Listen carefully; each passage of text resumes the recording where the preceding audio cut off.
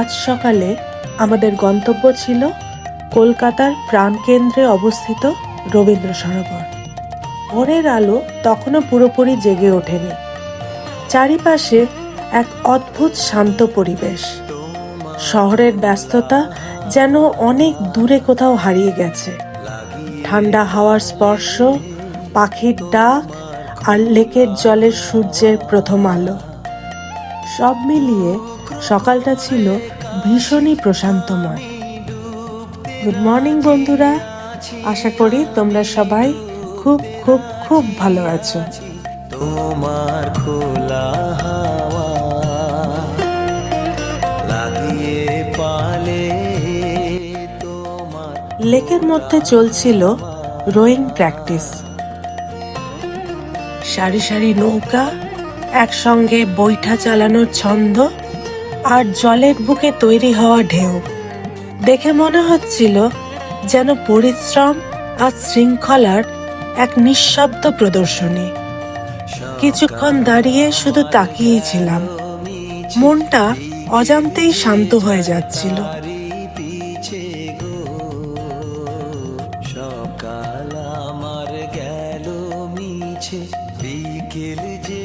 এর মধ্যেই চোখে পড়ল একটা সুন্দর দেবী দুর্গার প্রদর্শনী।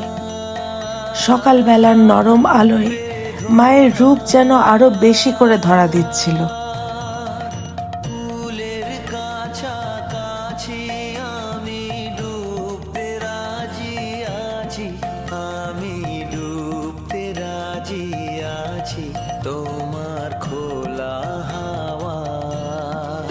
মনে হচ্ছিল মা যেন ফিরে এসেছে। ঢাকের শব্দ থেমে গেলেও, আলোর রোশনাই নেমে গেলেও মায়ের উপস্থিতি যেন কখনোই ফুরোয় না। বিসর্জনের পর শূন্যতা আসে ঠিকই, কিন্তু সেই শূন্যতার মধ্যেই জন্ম নেয় স্মৃতি, শিল্প আর ভালোবাসা।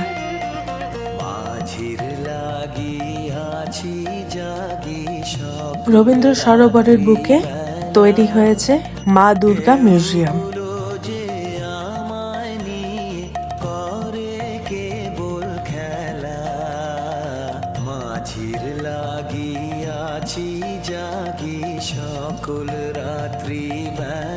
মা ফিরে আসেন অন্য এক রূপে, কখনো ইতিহাস হয়ে, কখনো শিল্পীর তুলিতে, আবার কখনো আমাদের আবেগের গল্প হয়ে।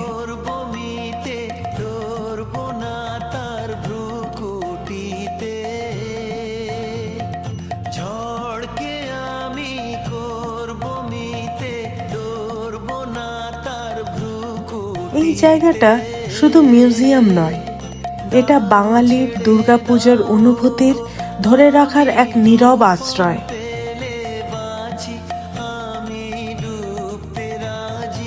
এখানে এলে মনে হয় উৎসব শেষ হয়ে গেলেও মা যেন থেকে যান আমাদেরই সঙ্গে।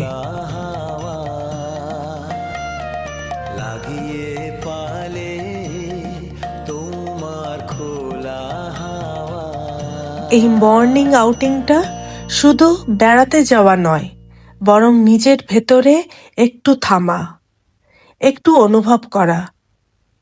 রবীন্দ্র সরোবর বারবার মনে করিয়ে দেয়, ব্যস্ত শহরের মাঝেও এমন কিছু জায়গা আছে যেখানে গেলে মন নিজে থেকেই ভালো হয়ে যায়। তারপর একটা হালকা ব্রেকফাস্ট করে কফি খেয়ে বাড়ি ফিরে আসা।